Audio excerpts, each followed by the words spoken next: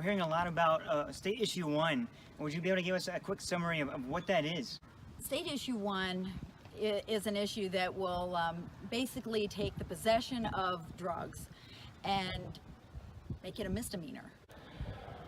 The issue got on the ballot because primarily two people from California, Mark Zuckerberg and George Soros, spent $4.1 million to get it on the ballot by paying people to get the petition signed. So they're going to be spending more money in the next month or so to try and get that passed.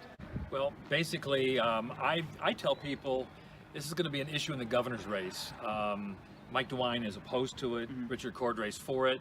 But what I think people should do is not necessarily listen to state politicians or even state legislators, but they ought to take a look at and listen to local judges, prosecutors, sheriffs, people who are in addiction recovery programs who are unanimously opposed to this. How do you see Issue 1 impacting Ohioans, especially here in Northwest Ohio? It will do the opposite of what it pretends to do. It will, I think, increase incarceration, because what it ultimately does is it prevents judges from having the judicial discretion necessary to provide the incentives of individuals who find themselves in the court system, that have drug issues, that have addiction problems, but need the court's incentive, that needs that stick in order to assist and to facilitate them getting an appropriate treatment. It eliminates that opportunity and that ability for courts to manage those cases. So I can tell you it's the same whether it's Northwest or Southwest or Northeast Ohio.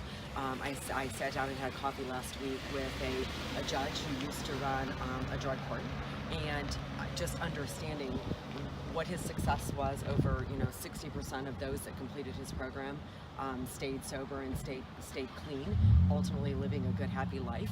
And the secret there is that local control. It really is giving the discretion to that judge to be able to make decisions based on what's best for the individuals that he is dealing with. And Issue 1 takes away that flexibility and that control that is so necessary at the local level. I really do think that we get the best outcomes when we have local discretion with judges and prosecutors and law enforcement to do what's best on the ground in Northwest Ohio.